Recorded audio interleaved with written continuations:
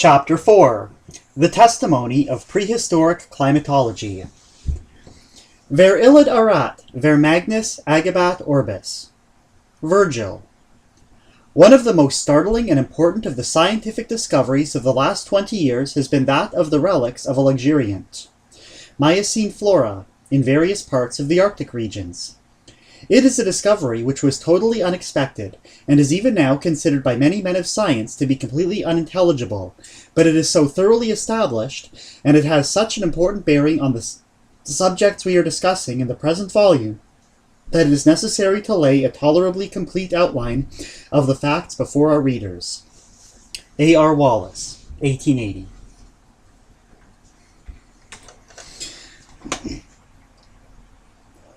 Thus far, then, we have found theoretical geogeny demanding a location at the pole for the first country presenting conditions of Eden life. We have found the requisite astronomical conditions to give it an abundance of light. We have found the geologists attesting the former existence of such a country. We must now interrogate prehistoric climatology, and ascertain whether this lost land ever enjoyed a temperature which admits of the supposition that here was the primitive abode of man. The answer to our question comes, not from one, but from several sources. First, geogeny gives us an almost irresistible antecedent probability. For if the Earth from its earliest consolidation has been steadily cooling, it is hardly possible to conceive of a method by which any region once too hot for human residence can have become at length too cold except by passing through all the intermediate stages of temperature, some of which must have been precisely adapted to human comfort. Again, paleontological botany shows that in Europe, in tertiary times, this hypothetical cooling of the Earth was going on, and going on in the steady and regular way postulated by theoretic geogeny. But if a telluric process as essentially universal as this was going on in Europe, there is no reason why it should not have been going on in all countries, whether to the north, or to the south, or to the east, or to the west of Europe. But we are not left to inferences of this sort. It is now admitted by all scientific authorities that at one time the regions within the Arctic Circle enjoyed a tropical or nearly tropical climate. Professor Nicholson uses the following language. In the early tertiary period, the climate of the northern hemisphere, as shown by the Eocene animals and plants, was very much hotter than it is at present, partaking, indeed, of a subtropical character. In the middle tertiary or Miocene period, the temperature, though not high, was still much warmer than that now enjoyed by the northern hemisphere, and we know that the plants of the temperate regions at that time flourished within the Arctic Circle. Mr. Grant Allen says, "One thing at least is certain, that till a very recent period, geologically speaking, our Earth enjoyed a warm and genial climate up to the actual poles themselves, and that all its vegetation was everywhere evergreen, of much the same type as that which now prevails in the modern tropics." Alluding to those distant ages, Monsieur le Marquis de Nadillac remarks, "Under these conditions, life spread freely even to the pole." Similar is the language of Kroll. The Arctic regions, probably up to the North Pole, were not only free from ice, but were covered with a rich and luxuriant vegetation. Keir holds that at the very pole it was then warmer than now at the equator. Professor Oswald Here's calculations would possibly modify Keir's estimate to a slight degree, but only enough to make the circumpolar climate of that far-off age a little more Edenic than is that of the hottest portions of our present Earth. Sir Charles Lyell, who in the discussion of this subject is characteristically cautious and uniformitarian, does not hesitate to say, "The result, then, of our examination, in this and in the preceding chapter, of the organic and inorganic evidence as to the state of the climate of former geological periods is in favor of the opinion that the heat was generally in excess of what it now is. In the greater part of the Miocene and preceding Eocene epochs, the fauna and flora of Central Europe were subtropical, and a vegetation resembling that now seen in Northern Europe extended into the Arctic regions as far as they have yet been explored, and probably reached the pole itself. In the Mesozoic ages, the predominance of reptile life and the general character of the fossil types of that great class of vertebrata indicate a warm climate and an absence of frost between the 40th parallel of latitude and the pole, a large Ichthyosaurus having been found in latitude 77 degrees 16 minutes north. Averaging the above views and estimates of scientific authorities, we have at the pole, in the age of the first appearance of the human race, a temperature the most equitable and delightful possible, and with this we may well be content. Chapter 5. The Testimony of Paleontological Botany.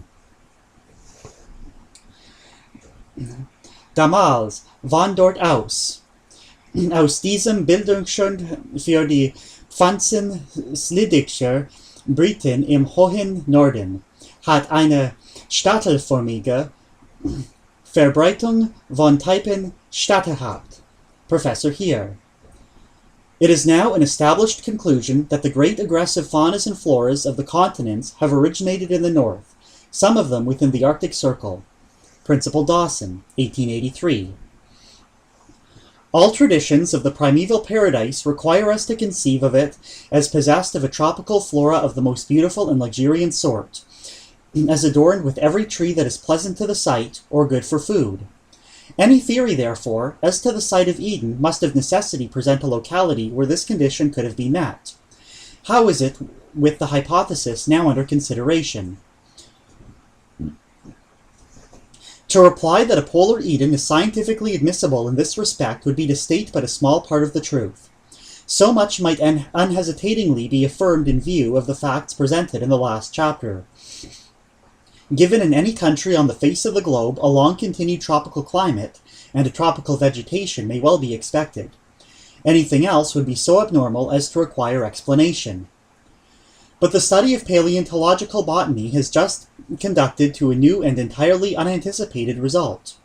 The best authorities in this science, both in Europe and America, have lately reached the conclusion that all the floral types and forms revealed in the oldest fossils of the Earth originated in the region of the North Pole, and then spread first over the northern and then over the southern hemisphere, proceeding from north to south. This is a conception of the origin and development of the vegetable world which but a few years ago no scientific man had dreamed of, and which, to many intelligent readers of these pages, will be entirely new. Its profound interest, as related to the present discussion, will at once be seen.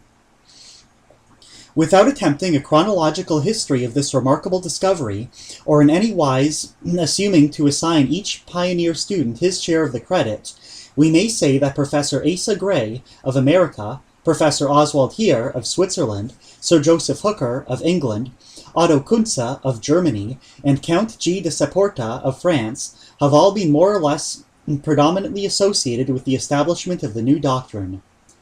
Sir Joseph Hooker's studies of the floral types of Tasmania furnish data, before lacking, for a general translatitudinal survey of the whole field. He was struck by the fact that in the far-off southern world, the Scandinavian type asserts his prerogative of ubiquity.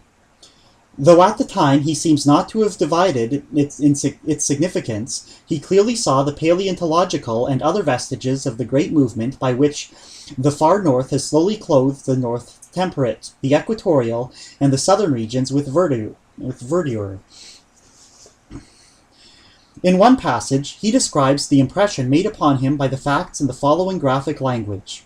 When I take a comprehensive view of the vegetation of the Old World, I am struck with the appearance it presents of there having been a continuous current of vegetation, if I may so fancifully express myself, from Scandinavia to Tasmania.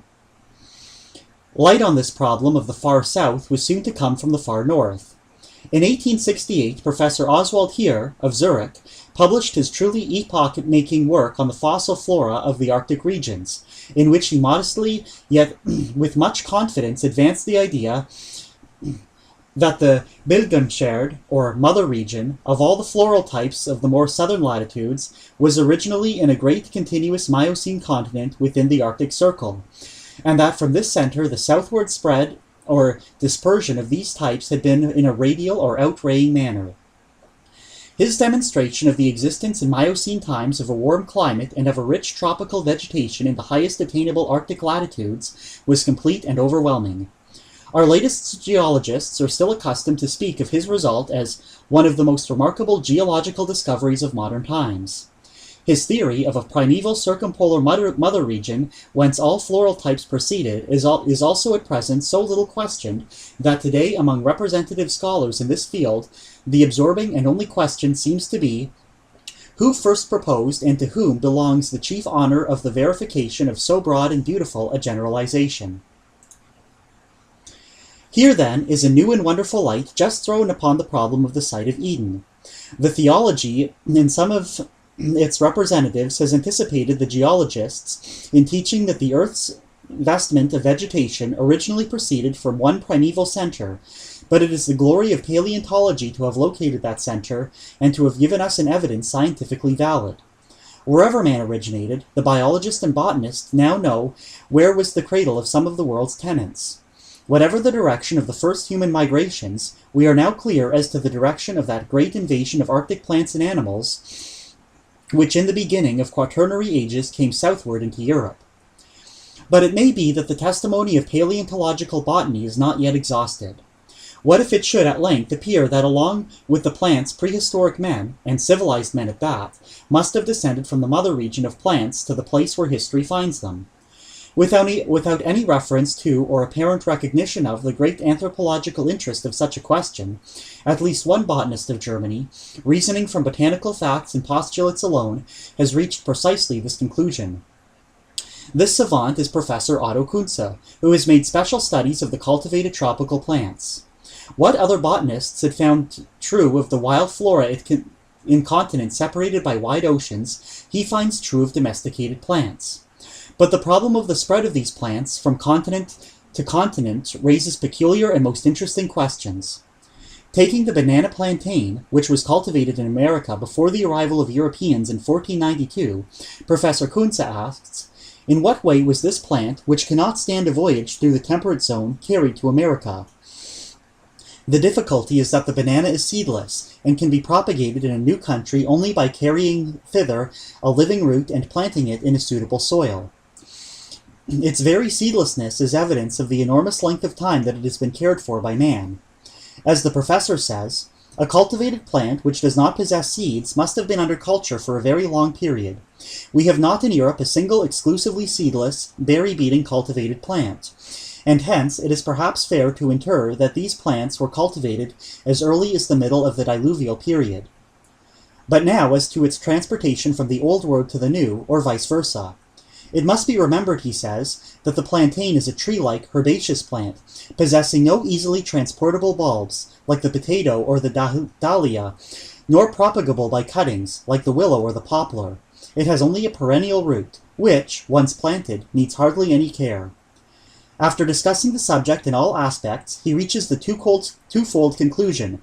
First, that civilized man must have brought the roots of the plant into any new regions into which it has ever come, and secondly, that its appearance in America can only be accounted for on the supposition that it was carried thither by way of the North Polar countries at a time when a tropical climate prevailed at the North Pole. Chapter 6. The Testimony of Paleontological Zoology.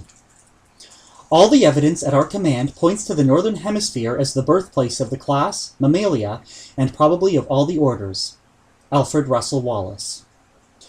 C'est à des émigrations venues, sinon du pôle, du moins des centres atteignants du cercle polaire, qu'il faut attribuer la présence continue dans les 12 mondes de beaucoup d'animaux peuplés de l'hémisphère boréal. Count Saporta. But in settling the site of Eden, the animal kingdom must also have a voice. According to the Hebrew story, the representatives of this kingdom were an earlier creation than Adam, and in Eden was the world fest of their christening. Evidently, the lost cradle of humanity must be fixed in time posterior to the beginnings of animal life, and in space so located that from that spot as a center all the multitudinous species, and genera, and orders, and families of the whole animal creation might have radiated forth to the various habitats in which they are respectively found. Now it is one of the striking facts connected with zoology that we pass around the globe on any isothermal line, at the equator or in any latitude south of it, or in any latitude north of it, until we come to the confines of the Arctic zone. We find, as we pass from land to land, that the animals we encounter are specific are specifically unlike.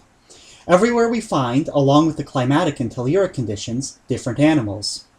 The moment, however, we reach the Arctic zone, and there make the circuit of the globe, we are everywhere surrounded by the same species. On the other hand, if we take great circles of the Earth's longitude and pass from the Arctic region down along the continental masses of the New World to the South Pole, thence returning up a meridian which crosses Africa and Europe, or Australia and Asia, we shall find in the descent abundant fossil evidence that we are moving forward on the pathway along which the prehistoric migrations of the animal world proceeded, while on our return on the other side of the planet, we shall find that we are no longer following in the track of ancient migrations, but are advancing counter to their obvious movement.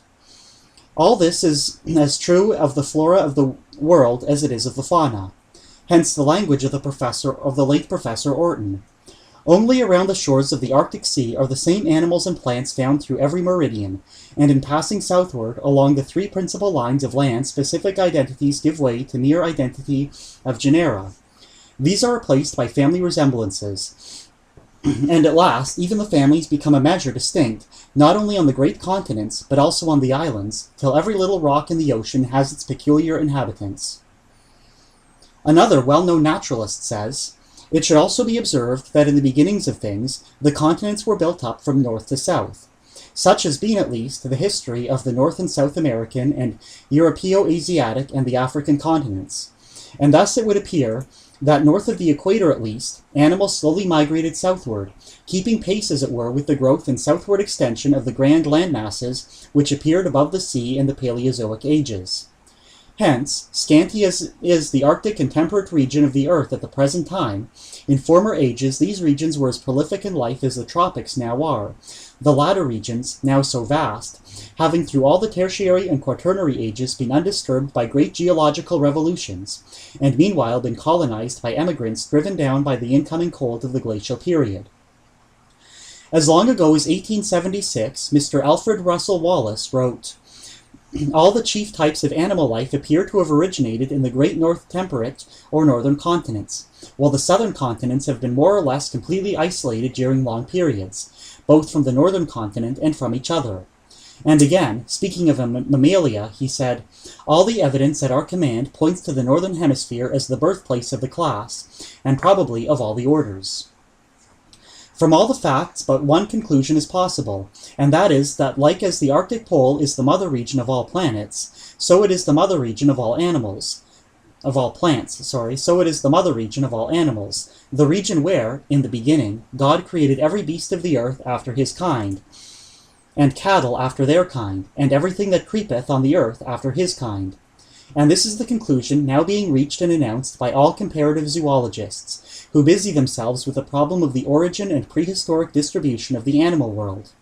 But to believe that Professor Heer's Miocene Arctic continent was the cradle of all floral types and the creator of all faunal forms, and yet deny that it was also the cradle of the human race, is what few philosophical minds are likely long to do.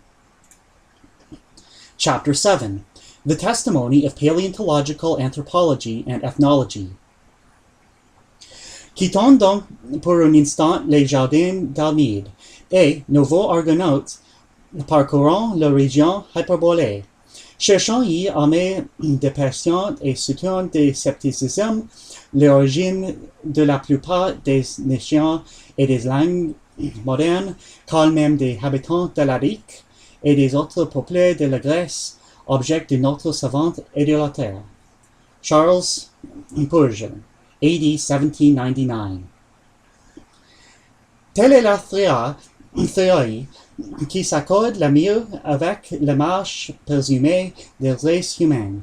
Count Saporta, AD 1883. Man is the one traveler who has certainly been in the cradle of the human race. He has come from the land we are seeking. Could we but follow back the trail of his journeyings, it would assuredly take us to the garden of pleasantness from which we are exiled. Unfortunately, the traveler has lost the whole volumes of his itinerary, and what remains is in many of its passages not easy of decipherment. What says anthropologic and ethnic paleontology, or what some French writers are beginning to call paleontique science, respecting the hypothesis of a polar Eden? At the time when the present writer began his university lectures on the subject of teachings of professed anthropologists were in the chaotic and contradictory condition indicated in part first. One of the strongest proofs he could then find was that a new light was about to dawn on this field was in the there cited work of the Quatrefages entitled The Human Species. Accordingly, in discussing the probable verdict of this science upon the admissibility of the new theory of human distribution, the lecturer presented the following paragraph, and there rested the case. Anthropology, as represented by Quatrefages, seems to be actually feeling its way to the same hypothesis. This writer first argues that in the present state of knowledge, we should be led to place the cradle of the race in the great region, bounded on the south and southwest by the Himalayas, and on the west by the Bolor Mountains, on the northwest by the Alatau, and on the north by the Altai Range and its offshoots, and on the east by the King Khan, on the south and southeast by the Falina and Kwenlun. Later on, however, he says that paleontological studies have very recently led to results which are capable of modifying these primary conclusions. And after briefly stating these results, he starts the question whether or no the first center of human appearance may have been considerably to the north of the region just mentioned, even in polar Asia. Without deciding, he adds, perhaps prehistoric archaeology or paleontology will have to confirm or confute this conjecture. The cautious anticipation here expressed was quickly fulfilled. At the concluding lecture of the same first course, it was possible to present the following as the right conclusion of a fellow countryman of Quatrefages, one of the foremost savants of Europe, Count Saporta. We are inclined to remove to the circumpolar regions of the north the probable cradle of primitive humanity. From there, only could it have radiated as from a center to spread into several continents at once, and to give rise to successive emigrations toward the south. This theory best agrees with the presumed march of the human races. In the foregoing, we have more than a demonstration of the bare admissibility of our hypothesis. We have in it the latest word of anthropological science respecting the birthplace of the human race. To make it a complete confirmation of our theory, so far as this field of knowledge is concerned, but one thing is lacking, and that is a clearer recognition of the great natural revolution or catastrophe which destroyed man's primitive home and occasioned the worldwide post-Diluvian dispersion. This lack, however, is abundantly supplied by the foremost German ethnographers, and even by such as represent the most radical Darwinian views. Thus, Professor Friedrich Müller of Vienna and Dr. Moritz Wagner, both of whom placed the probable cradle of the race in some high latitude in Europe or Asia, lay the utmost stress upon the mighty climatic revolution which came in with the glacial age, ascribing to it the most stupendous and transforming influences that have ever affected mankind. In our view, the deterioration of natural environment reduced the vigor and longevity of the race. In theirs, it changed one of the tribes of the animal world into men. Which of these views is the more rational may safely be left to the reader's judgment. Few will be disposed to accept the doctrine that man is simply a judiciously iced Pythiacoid. Chapter 8. Conclusion of Part 3rd. We must now be prepared to admit that God can plant an Eden even in Spitzbergen, that the present state of the world is by no means the best possible in relation to the climate and vegetation, that there have been and might again conditions which could convert the ice-clad Arctic regions into blooming paradises. Principal J.W. Dawson. We are at the end of the first series of tests, and with what results? 1. Scientific cosmology, searching for the place where the physical conditions of Eden life first appeared on our globe, is brought to the very spot where we have located the cradle of our race. 2. Contrary to all ordinary impressions, we have found the same spot the most favored on the globe, not only as respects the glories of night, but also in respect to the prevalence of daylight. 3. In its geology, we have found scientific evidence of the vast cataclysm which destroyed the antediluvian world and permanently transferred to lower latitudes the habitat of humanity. 4. We have found scientifically accepted evidence that at the time of the advent of man, the climate of the Arctic Pole was all that the most poetic legends of Eden could demand. 5. From paleontological botany, we have learned that this locality was the cradle of the floral life forms of the whole known Earth. 6. By paleontological zoology, we have been assured that here too originated, and from this center irradiated, the fauna of the prehistoric world. 7. And lastly, we have found the latest ethnographers and anthropologists slowly but surely gravitating toward the same Arctic Eden as the only center from which the migrations of the human race can be intelligibly interpreted. We asked of these sciences simply, is our hypothesis admissible? Their answer is more than an affirmative. It is an unanticipated and pronounced confirmation.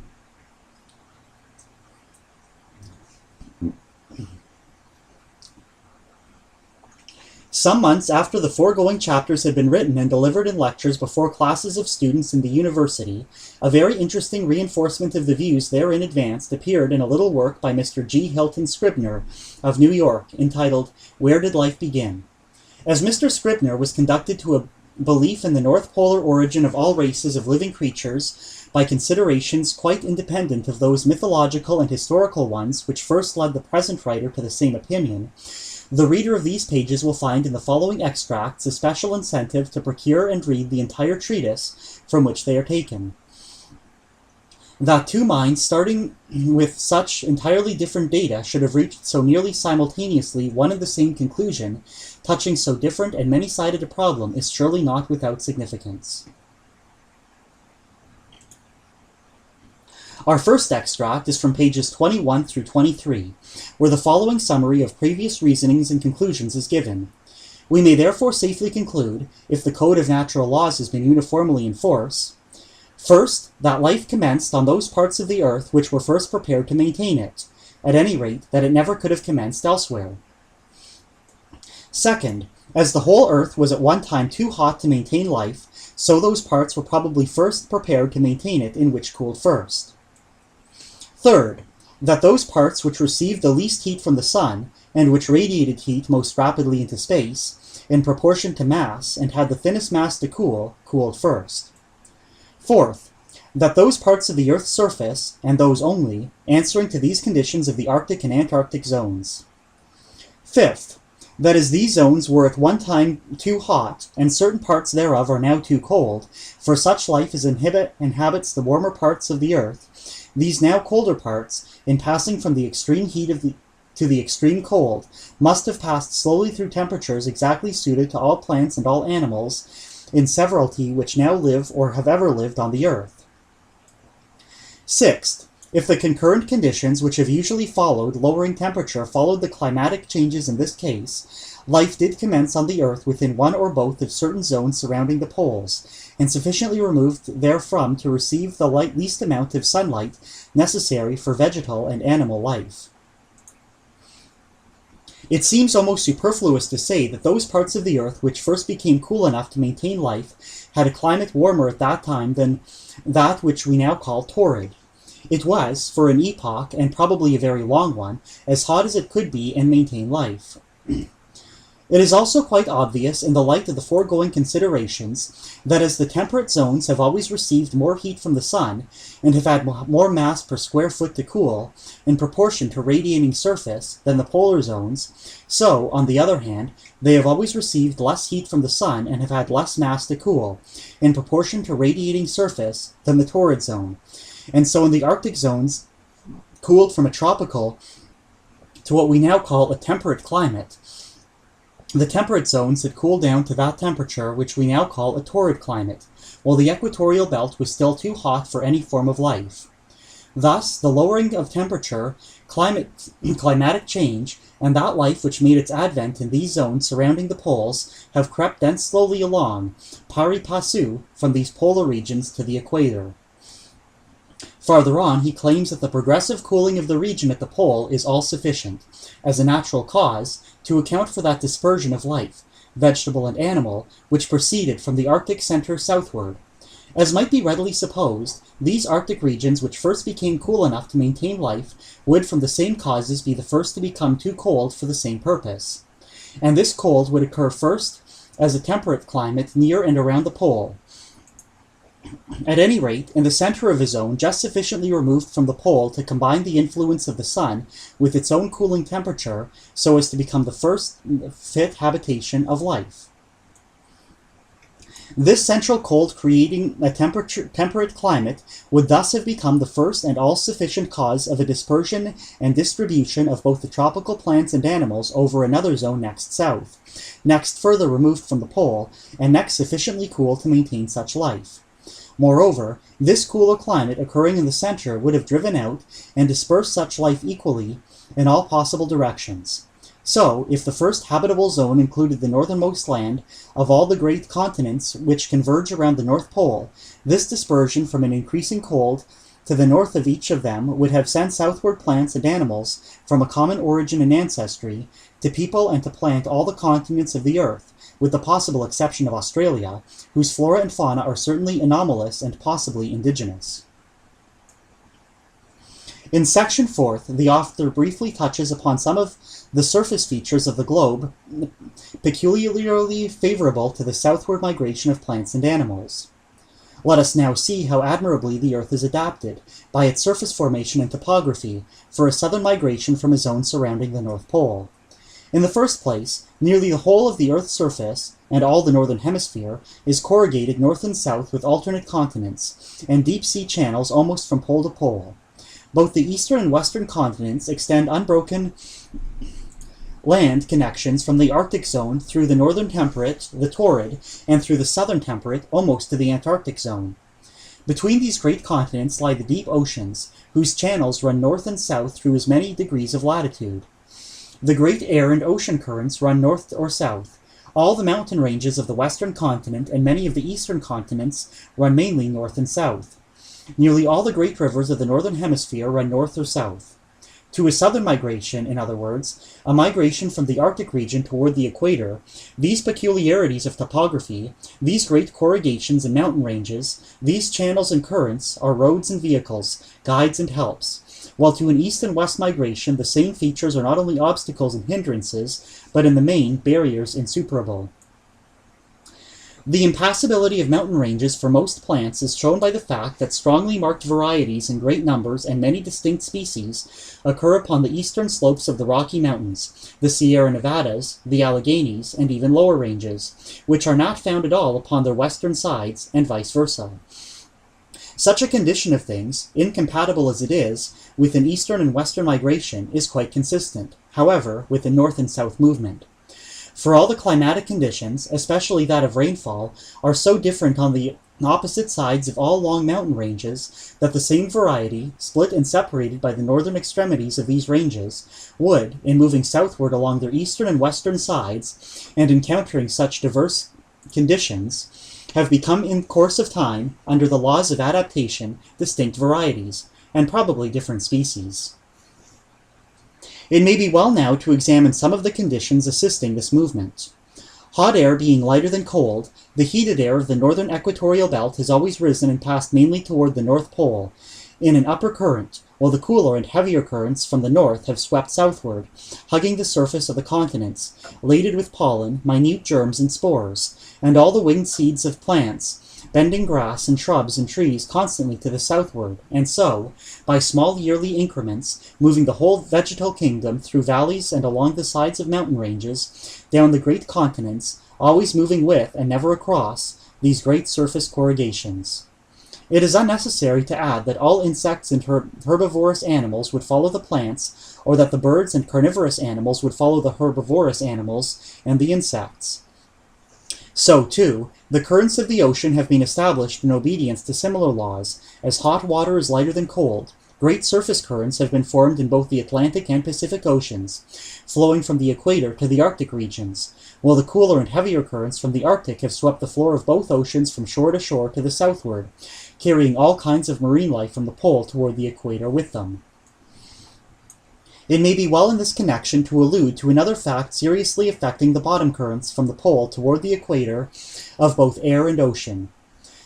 By reason of the rotation of the Earth upon its axis, a given point upon its surface 1,000 miles south of the North Pole moves to the eastward at a rate of about 260 miles an hour, while another point in the same meridian at the equator would be moving to the eastward a little more than 1,000 miles an hour. So every cubic yard of air and water which starts in a bottom current from the polar regions for the equator must, before reaching the equator, acquire an eastward motion of about 750 miles an hour. The tendency, therefore, of all bottom currents and of air and ocean moving to the south is to press to the westward every obstacle met with in its course, and the result, both as to the currents and all movable things they come in contact with, would be to give them a southwestern course and movement. Now it is a strange coincidence, if nothing more, that the eastern coasts of all the continents have a southwestern trend, are full of bays, inlets, and shoal water, as though the floor of the ocean was being constantly swept up against them, while the western coasts are more abrupt, straight, and touch deeper water, as though the sweepings from the land were being constantly rolled into the sea along their entire lines. Notwithstanding all these indications of a southern or southwestern movement, ever since the migration of plants and animals first attracted attention, students of natural science, careful and conscientious observers, able and discriminating investigators, have almost with one accord been looking east and west across these great north and south corrugations and natural barriers for the paths of their journeyings, searching along every parallel of latitude, across lofty mountain ranges, broad continents, deep and wide oceans, and ocean currents, to and fro. And if perchance they looked north or south, it was only in search of some ferry or ford south of the ice fields by which to pass the flora and fauna from one continent to another, and thus account for what is very evident, namely, that many widely distributed species and varieties have come from the same locality and had a common ancestry and origin. It is not evident that the very plants and animals, in a tribal sense, whose migrations they have been engaged in unraveling, were as much older than ice and snow on earth as it would require in time to lower the average temperature over a vast area from a tropical to a frigid climate? The proportion of the little treatise least satisfactory, even to its author, is the part which relates to man. By making the human race the descendants, or, as on Darwinist principles we ought rather say, the ascendants, of one or more pairs of lower animals, and assuming that our animal ancestry had already been driven from the polar region before they were blessed with this unanticipated progeny, the author suggests a possible manner in which the absence on the earth of our immediate predecessor, the missing link, might be accounted for. He says, if it is true that, in common with many existing plants and animals, the ancestry of man, some animal with a thumb, or so having the possibility of all things, shared this northern home, this common and immensely remote origin, earlier by long epochs in the glacial period, it would afford a possible ground for the claim of the unity of the origin of man, and also a reason for the absence on earth of his immediate predecessor. His arboreal progenitor in the pioneer ranks of this great southern movement, ages before the Quaternary, during all of which period man has probably inhabited the earth, was possibly driven naked by the ever-following, merciless cold, thus keeping him within the southward-moving tropical climate, down the eastern and western continents alike, until it and he, arriving in the lapse of ages at the equatorial belt, and being always at the head and still rising in the scale of being by this movement, discipline, and process, became sufficiently advanced by slow degrees to build fires, clothe himself, make implements, and, possibly, domesticate animals, at least the first and most useful to primitive man, the dog, and so prepared for conflict and for all climates, turned backward to the verge of everlasting ice, subduing, slaying, and exterminating, first his own ancestry, his nearest but now weak rival, which by lingering behind and struggling for life in a climate of increasing cold, would have become extremely degenerated and so easily disposed of, if not actually exterminated by the climate itself, thus leaving as the nearest in resemblance to man, and yet the remotest in actual relationship both to him and to his ancestry, the later tribes of anthropoid apes since developed, nearer to the equator, from the next lower animals which accompanied him in the southward march. In this speculation, it will be observed, the place of the origin of the human race is entirely indeterminate. When its far-off arboreal ancestor left the pole, his only prophetic endowment was a thumb. But possessing this, he had the possibility of all things. In his successors, ages afterward, the real transition from the plane of animal to that of human life seems to be represented as having taken place at the equatorial belt.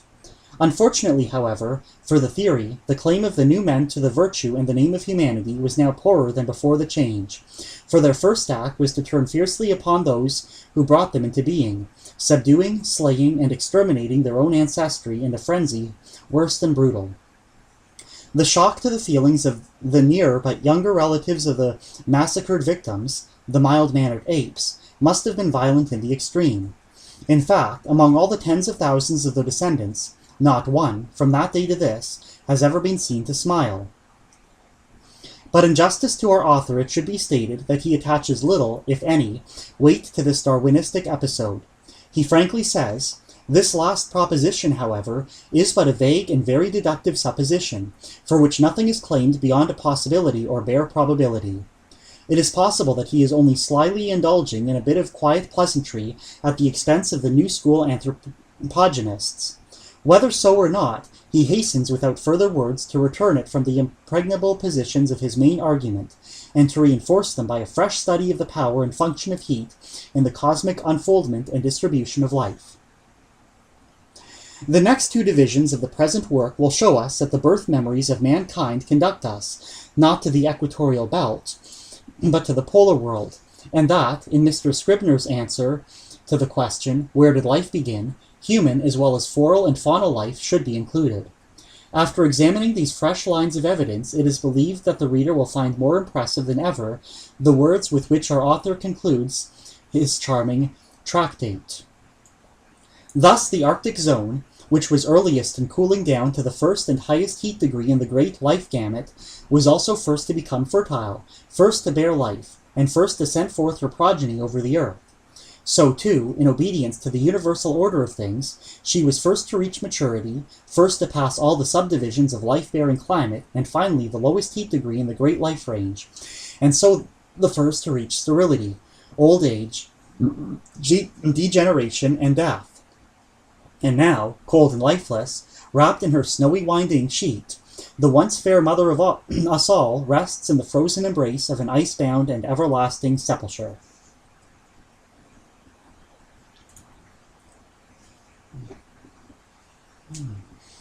Part 4th. The hypothesis confirmed by ethnic tradition. All these things happened in the north, and afterward, when men were created, they were created in the north. But as the people multiplied, they moved toward the south, the earth growing larger also, and extending itself in the same direction. H. H. Bancroft, Native Races, Volume 3, page 162.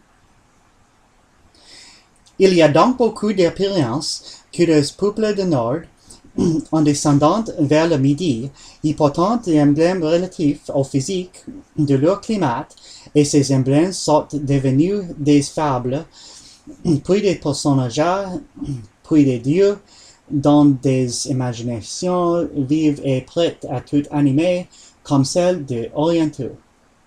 Jean Sylvain Bailey. Chapter 1. Ancient Cosmology and Mythical Geography. Not enough credit has been given to the ancient astronomers. For instance, there is no time within the scope of history when it was not known that the Earth is a sphere, and that the direction down at different points is toward the same point at the Earth's center. Current teaching in the textbooks as to the knowledge of astronomy by the ancients is at fault. Simon Newcomb. Hic vertex nobis semper sublemis, at illum sub prebis styx atra videt manesque profundi. Virgil. Back to every mythological account of paradise lies some conception of the world at large, and especially of the world of men. Rightly to understand and interpret the myths, we must first understand the world conception to which they were adjusted. Unfortunately, the cosmology of the ancients has been totally misconceived by modern scholars. All our maps of the world according to Homer represent the Earth as flat, and is surrounded by a level, flowing ocean stream. There can be no doubt, says Bunbury, that Homer, in common with all his successors down to the time of Hecataeus, believed the Earth to be a plane of circular form. As to the sky, we are generally taught that the early Greeks believed it to be a solid metallic vault. Professor F. A. Paley aids the imagination of his readers as follows.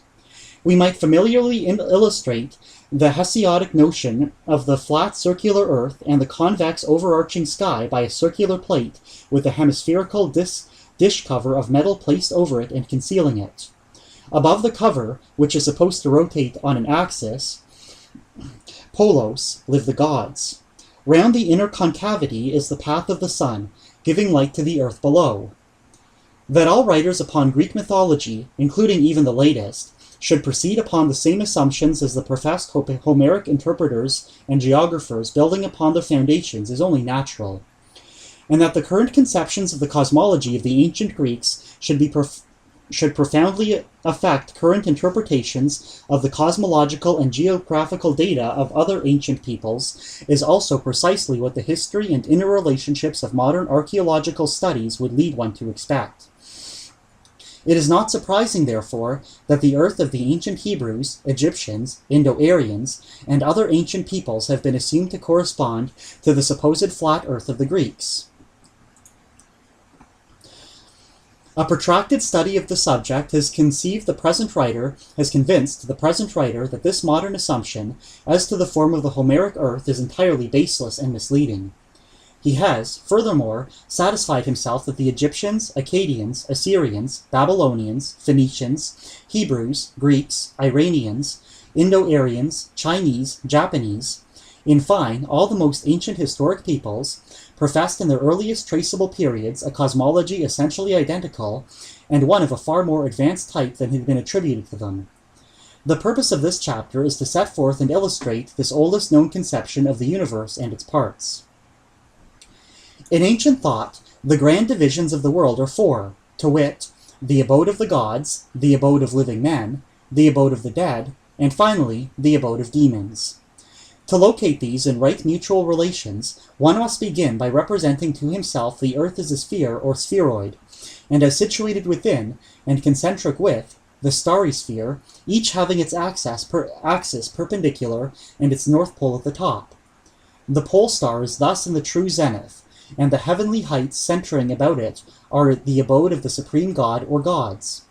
According to the same conception, the upper or northern hemisphere of the earth is the proper home of living men, the under or southern hemisphere of the earth the abode of disembodied spirits and rulers of the dead, and finally, the undermost region of all, that centering around the southern pole of the heavens, the lowest hell. The two hemispheres of the earth were furthermore conceived of as separated from each other by an equatorial ocean or oceanic current. To illustrate this conception of the world, let the two circles of the diagram, which constitutes the frontispiece of this work, represent respectively the earth sphere and the outermost of the revolving starry spheres. A is the north pole of the heavens, so placed as to be in the zenith. B is the south pole of the heavens in the nadir. The line AB is the axis of the apparent revolution of the starry heavens in a perpendicular position. C is the north pole of the earth, D its south pole. The line CD, the axis of the earth in perpendicular position, and coincident with the corresponding portion of the axis of the starry heavens. The space, 1111, is the abode of the supreme god or gods. 2. Europe. 3. Asia. 4. Libya, or the known portion of Africa. 555, the ocean, or ocean stream. 666, the abode of disembodied spirits and rulers of the dead. 7777, the lowest hell. Now, to make this key a graphic illustration of Homeric cosmology, it is only necessary to write in place of 1111, lofty Olympos, in place of 555, the ocean stream, in place of 666, house of Hades, and in place of 7777, gloomy Tartaros. Imagine, then, that the light is falling from the upper heavens, the lower terrestrial hemisphere, therefore, as forever in the shade. Imagine the Tartarian abyss is filled with Stygian gloom and blackness, fit dungeon house for dethroned gods and powers of evil. Imagine the men-illuminating sun, the well-trussed moon, the splendid stars silently wheeling round the central upright axis of the lightened hemispheres, and suddenly the confusions and supposed contradictions of classic cosmology disappear. We are in the very world in which immortal Homer lived and sang.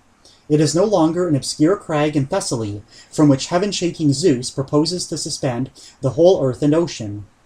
The eye measures for itself the 9 days' fall of Hesiod's brazen anvil from heaven to earth, from earth to Tartarus. The Hyperboreans are now a possibility.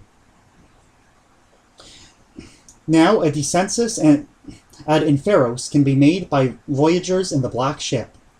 Unnumbered commentators upon Homer have professed their despair of ever being able to harmonize the passages in which Hades is represented as beyond the ocean, with those in which it is represented as subterranean. Conceive of man's dwelling place, of Hades, and the ocean as in the sky, and the notable difficulty instantaneously vanishes.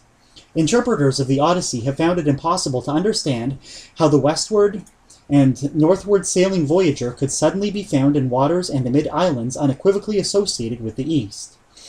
The present key explains it perfectly, showing what no one seems heretofore to have suspected, that the voyage of Odysseus is a poetical account of an imaginary circumnavigation of the mythical earth of the upper or northern hemisphere, including a trip to the southern or under hemisphere, or a visit to the Phaloponos, or North Pole. In this cosmological conception, the upright axis of the world is often poetically conceived of as a majestic pillar, supporting the heavens and furnishing the pivot on which they revolve. Euripides and Aristotle unmistakably identify the pillar of Atlas with this world axis. How interesting a feature this pillar became in ancient mythologies will be seen below in Chapter 3 of this part, in Chapter 2 of Part 6, and elsewhere in this volume.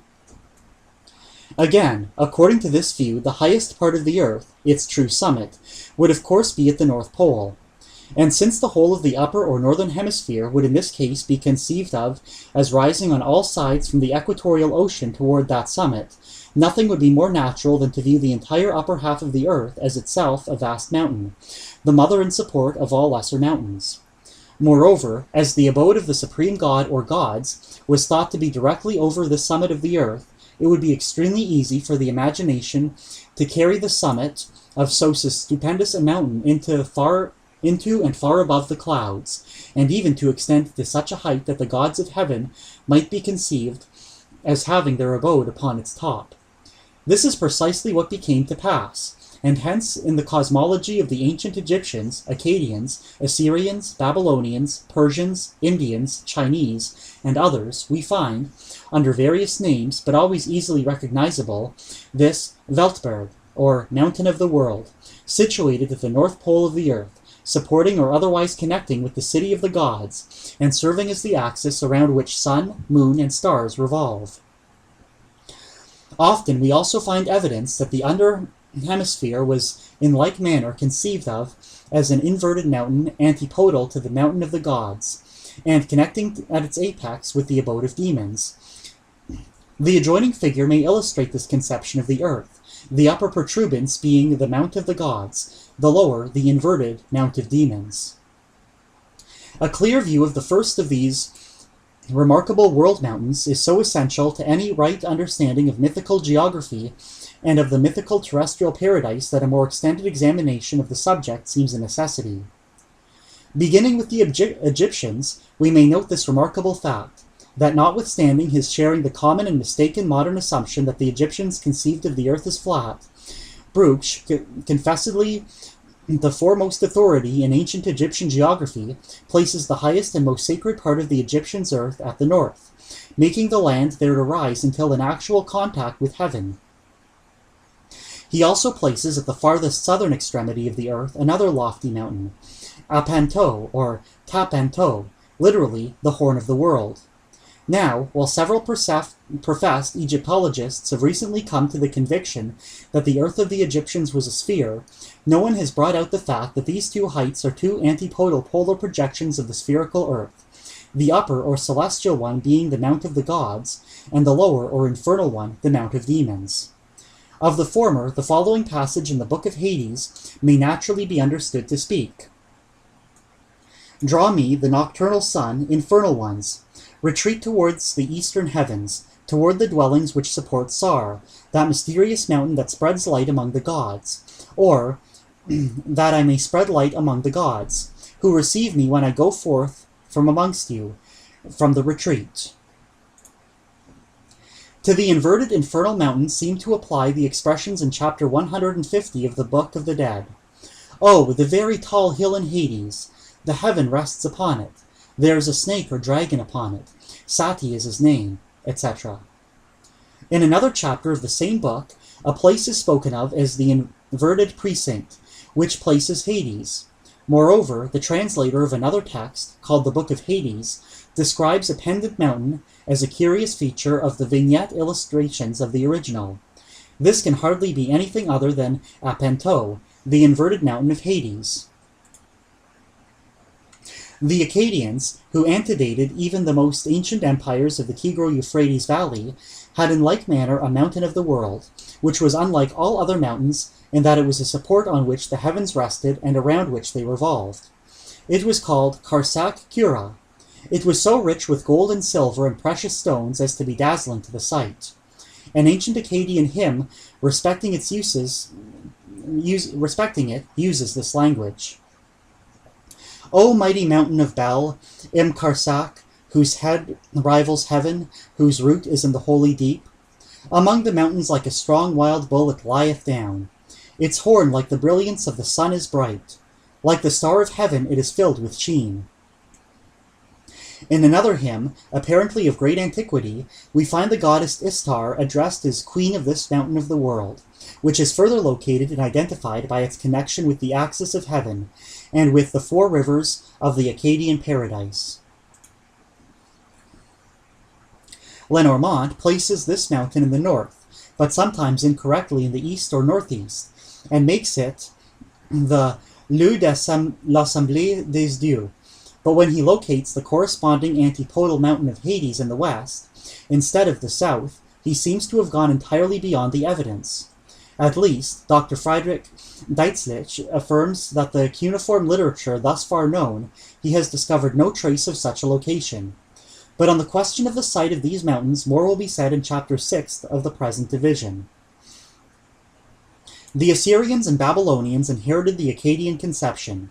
One of the titles of the supreme divinity of the Assyrians related to the sacred mount. An invocation of him opens thus: Assur, the mighty god, who dwells in the temple of Karsak Kura.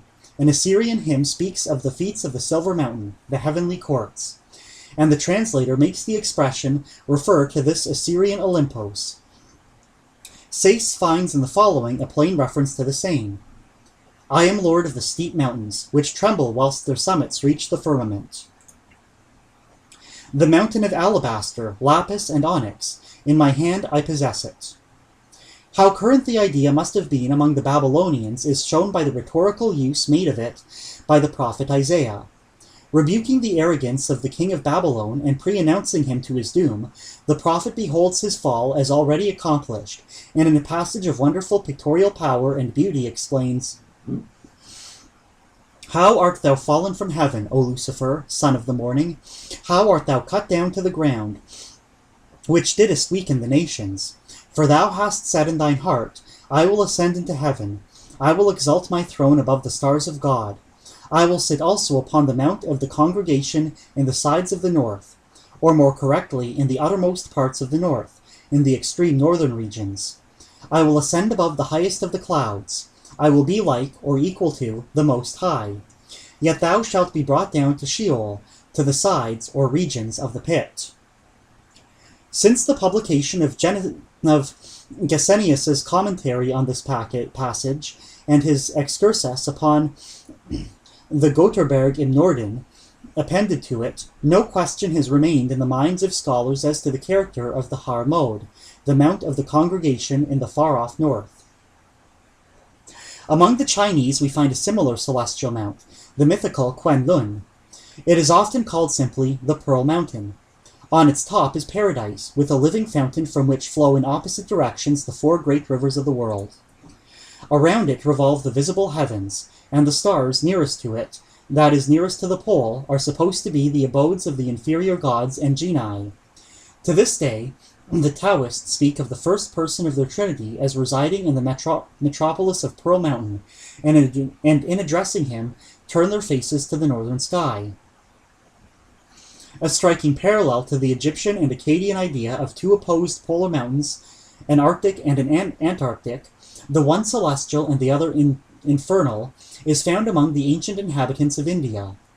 The celestial mountain they called Sumeru, the infernal one Kumeru. In the Hindu Puranas, the size and splendors of the former are presented in the wildest exaggerations of Oriental fantasy. Its height, according to some accounts, is not less than 840,000 miles.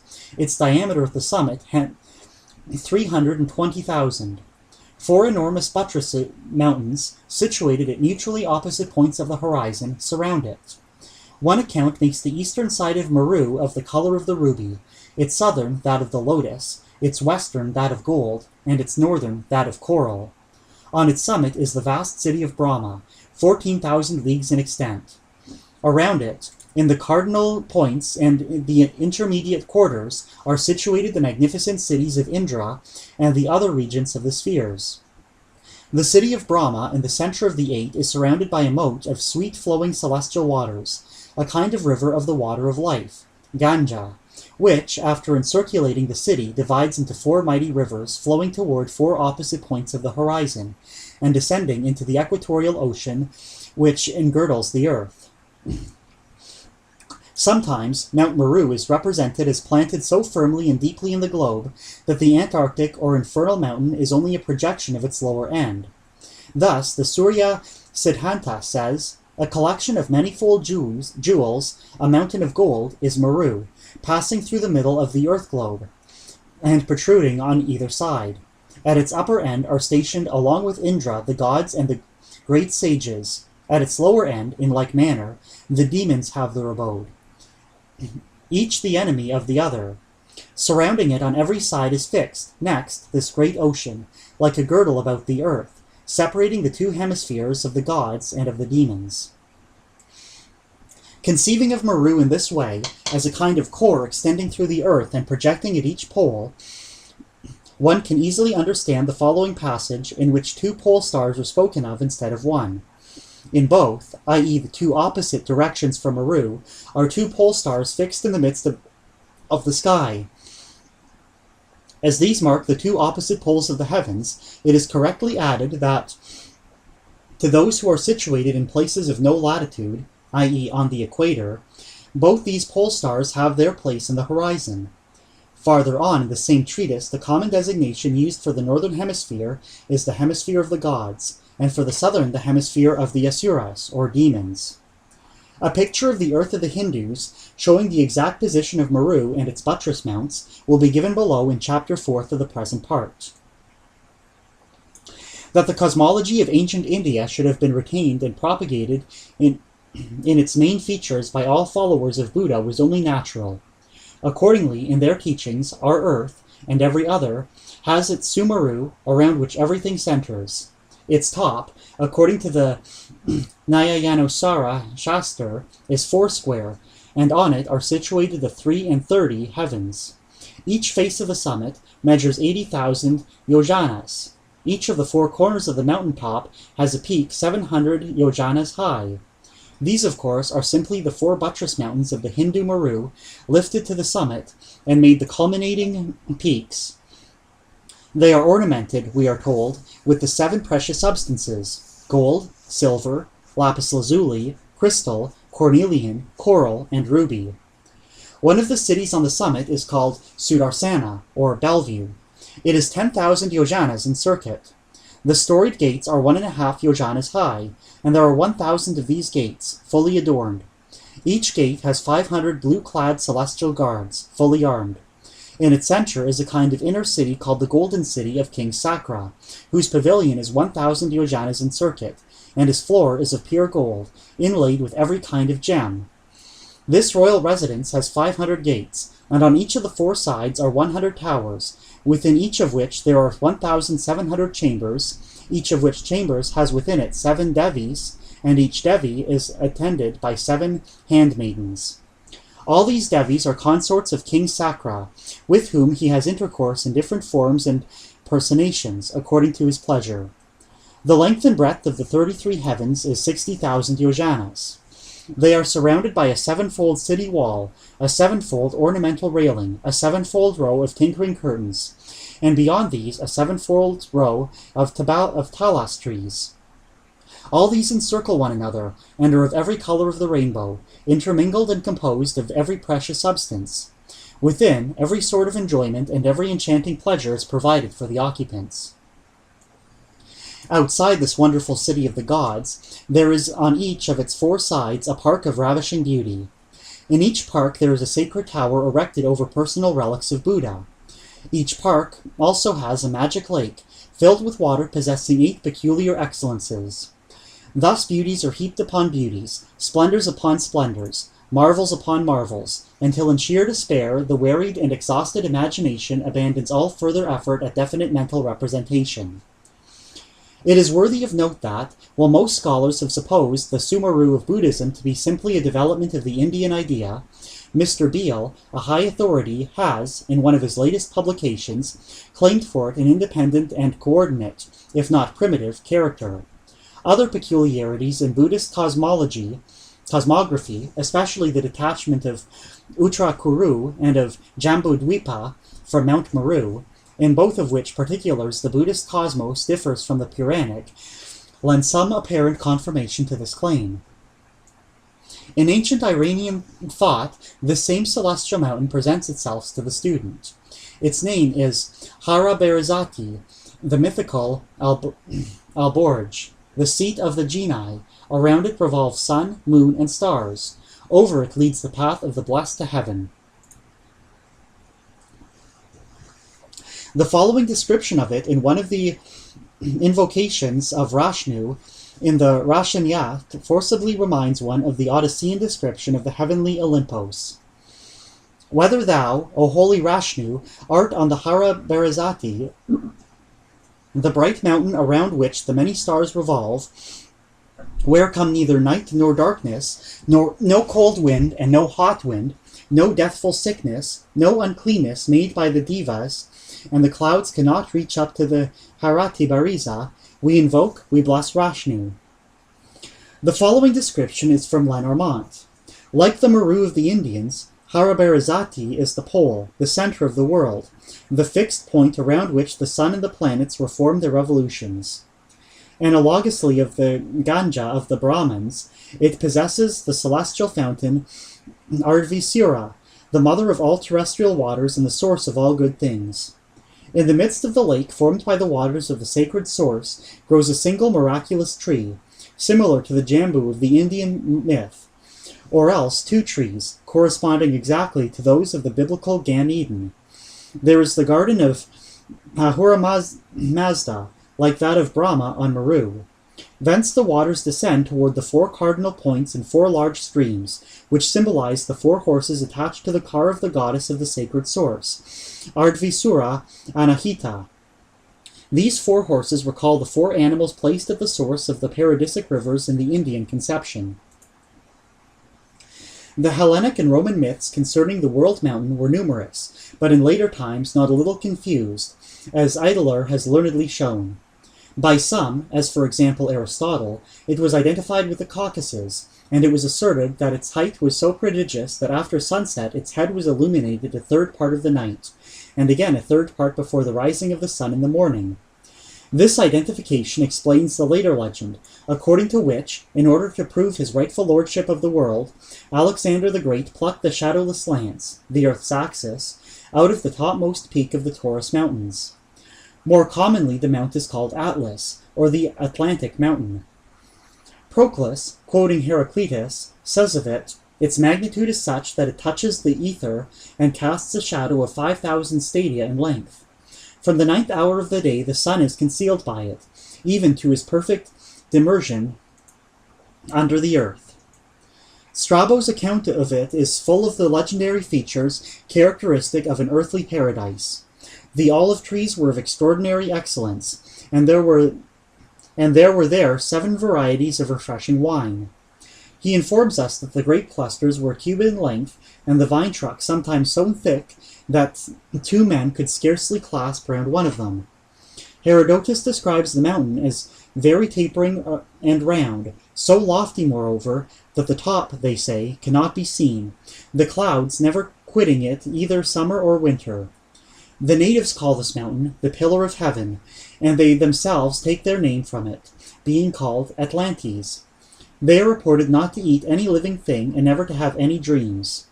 Equally strange is the story told by Maximus Tyrius, according to which the waves of the ocean at high water stopped short before the sacred mount, standing up like a wall around its base, though unrestrained by any earthly barrier. Nothing but the air and the sacred thicket prevent the water from reaching the mountain. According to other ancient legends, a river of milk descended from this marvelous height. Noticing such curious stories, Pliny well describes the mountain as fabulissimum. Everywhere, therefore, in the most ancient ethnic thought, in the Egyptian, Akkadian, Assyrian, Babylonian, Indian, Persian, Chinese, and Greek, everywhere is encountered this conception of what, looked at with respect to its base and magnitude, is called the mountain of the world, but looked at with respect to its glorious summit and its celestial inhabitants is styled the mountain of the gods. We need not pursue the investigation further. Enough has been said to warrant the assertion of Dr. Samuel Beal. It is plain that this idea of a lofty central primeval mountain belonged to the undivided human race. Elsewhere, the same learned sinologue has said, "I have no doubt, I can have none, that the idea of a central mountain, and of the rivers flowing from it, and the abode of the gods upon its summit, is a primitive myth derived from the earliest traditions of our race." The ideas of the ancients respecting the underworld, that is, the southern hemisphere of the earth, beyond the equatorial ocean, are sufficiently set forth in the writer's essay on Homer's Abode of the Dead, printed in the appendix of the present work.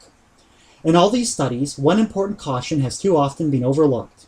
In interpreting the cosmological and geographical references of ancient religious writings, it should never be forgotten that the ideas expressed are often poetical and symbolical. Religious ideas, hallowed in sacred song and story.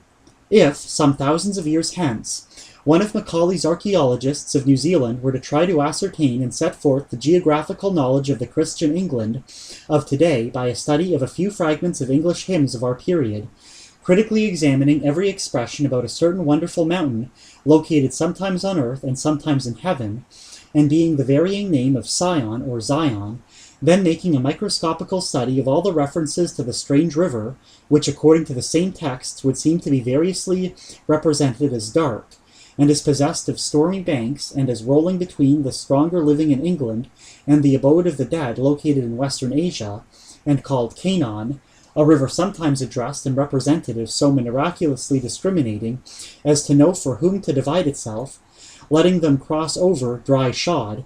Surely, under such a process of interpretation, even the England of the 19th century would make in geographical science a very strong showing. Or again, if some Schliemann of a far-off future were to excavate the site of one of the dozen American villages known by the name of Eden, and, finding unequivocal monumental evidence that it was thus called, were thereupon to conclude and teach that the Americans of the date of that village believed its site to be the true site of the Eden of sacred history, and that here the race of man originated, his would be a grave mistake, but it would be a mistake precisely similar to many a one which had been committed by our archaeologists in interpreting and reconstructing the geography of the ancients. In concluding this sketch of ancient cosmology, one further question has naturally and inevitably thrust itself upon us. It is this: how are the rise and the so wide diffusion of this singular worldview to be explained? In other words, how came it to pass that the ancestors of the oldest historic races and peoples agreed to regard the North Pole as the true summit of the earth, and the circumpolar sky is the true heaven? Why were Hades and the lowest hell adjusted to a south polar nadir? The one and sole satisfactory explanation is found in the hypothesis of a primitive North Polar Eden. Studied from that standpoint, the appearances of the universe would be exactly adapted to produce this curious cosmological conception. Thus, the very system of ancient thought representing the world betrays the point of view from which the world was first contemplated. This, through an indirect evidence of truth of our hypothesis, is for this very reason all the more convincing.